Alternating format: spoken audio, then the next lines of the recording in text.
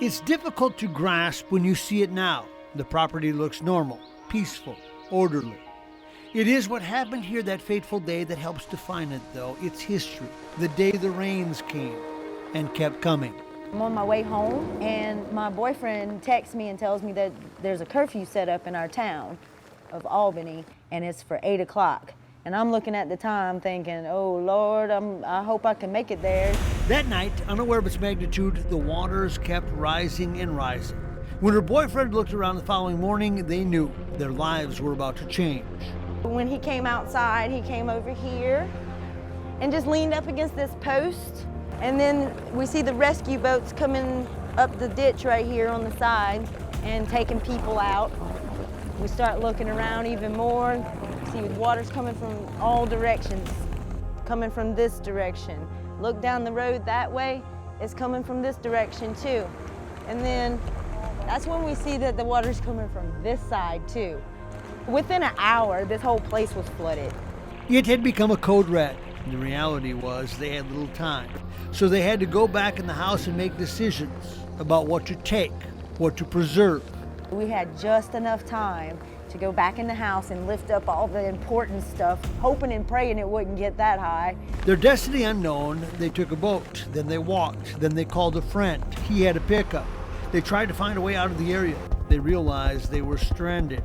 2 miles of highway, water on either side, nowhere to go. So this is where we ended up being stranded. We parked in this guy's driveway and spent the night here, the first night.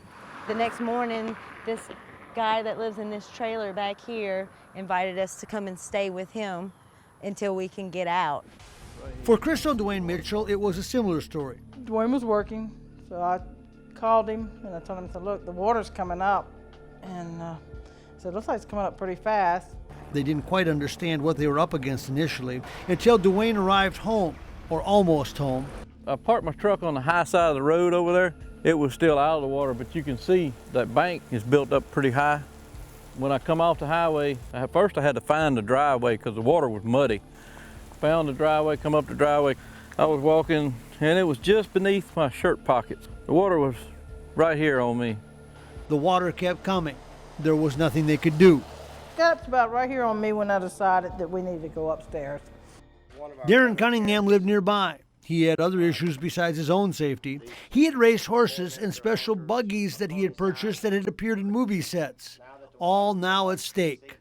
A movie company come into town and wanted us to supply buggies and wagons for the Curious Case of Benjamin Buttons. And once we did that show, immediately behind it, another wrangler came to town and contacted us, and we went into another show, and we just continued to stay kind of in the movie industry with our buggies and wagons.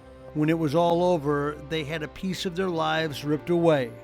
In a nutshell, we lost 3 homes and 2 businesses, plus like our shop where we do all our woodwork and maintenance, and harness shop, leather shops.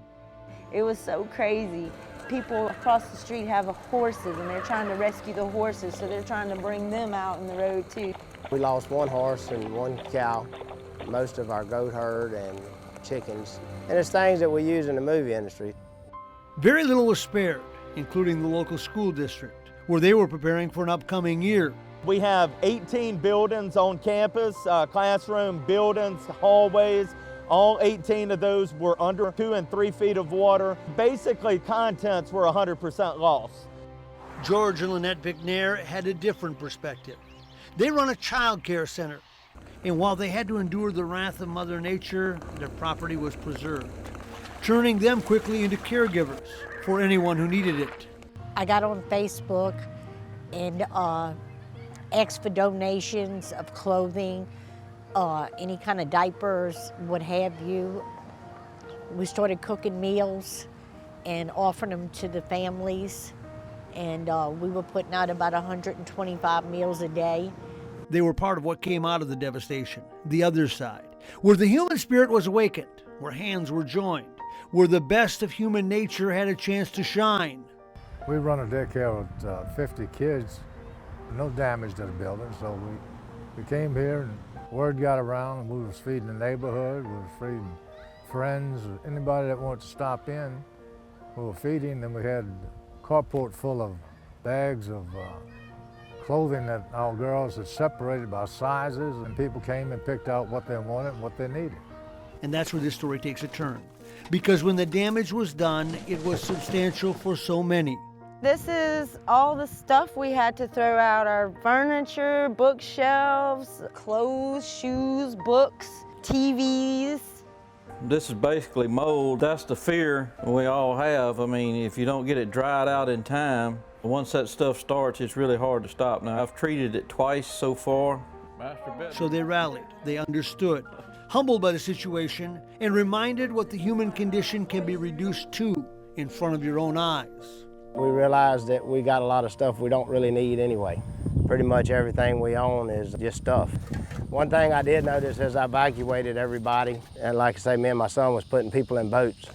When you're standing in water waist deep, everybody's equal.